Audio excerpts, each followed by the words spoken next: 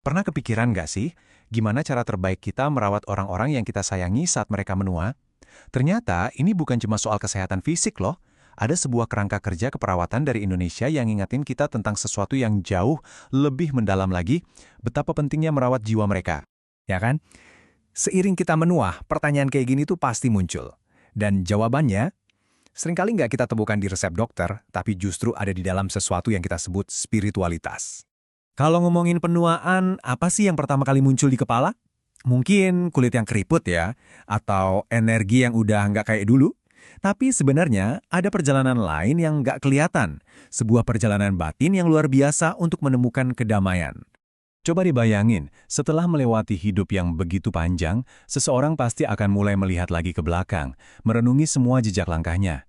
Nah, di momen-momen inilah pencarian makna yang sesungguhnya dimulai. Dan disinilah kesehatan jiwa jadi sama pentingnya, kalau nggak bisa dibilang lebih penting dari kesehatan raga.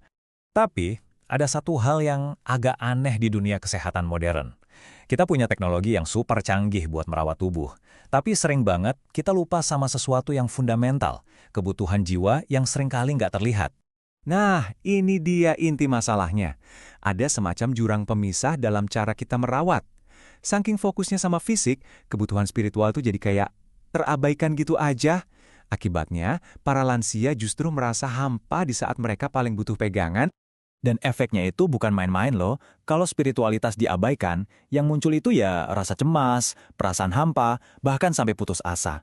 Ini bukan sekedar sedih biasa ya, ini adalah penurunan kualitas hidup yang drastis karena jiwa mereka nggak ikut dirawat. Oke, jadi perubahan spiritual yang dialami para lansia ini sebenarnya kayak gimana sih bentuknya? Terus, apa yang jadi pemicunya? Gampangnya gini deh, ini tuh proses yang wajar banget di mana seseorang mulai menata ulang apa sih arti hidup buat mereka. Ini soal berdamai dengan masa lalu dan mencari ketenangan batin untuk menghadapi apapun yang ada di depan. Perjalanan spiritual ini tuh dipengaruhi banyak hal loh, kompleks banget. Misalnya kesehatan fisik, penyakit yang udah lama diderita mungkin bikin aktivitas terbatas, tapi justru itu bisa bikin orang jadi lebih banyak merenung ke dalam, atau rasa kehilangan yang bisa memicu pencarian makna yang lebih dalam lagi. Bahkan, dukungan dari keluarga dan tradisi budaya bisa jadi semacam jangkar yang ngasih kenyamanan dan kekuatan.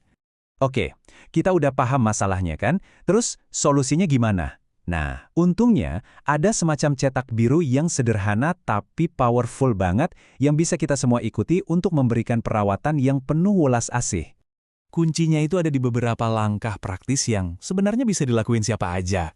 Intinya sih, dimulai dari niat tulus buat memahami keyakinan orang lain, tanpa ngejudge. Bener-bener dengerin mereka dengan empati, sampai ngajak keluarga buat ikut serta.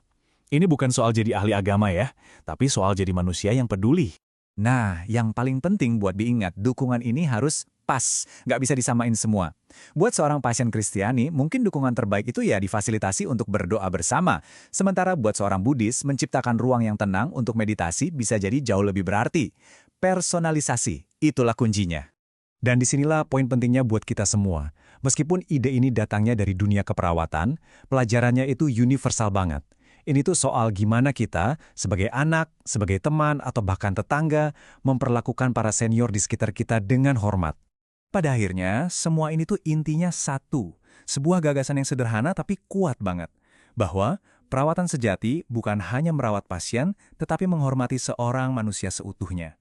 Ini adalah sebuah pergeseran, dari sekedar mengobati penyakit menjadi merawat martabat. Dan ini tanggung jawab kita bareng-bareng. Baik Anda seorang perawat profesional, anggota keluarga, atau sekedar teman, kita semua punya peran untuk menciptakan lingkungan di mana para lansia merasa dihargai secara utuh, baik pikiran, tubuh, dan yang terpenting, jiwa mereka. Jadi, yuk kita sama-sama renungkan bagaimana kita bisa memastikan setiap orang di sekitar kita, terutama mereka yang sudah memasuki usia senja, benar-benar dirawat sebagai manusia seutuhnya. Terima kasih sudah menyimak.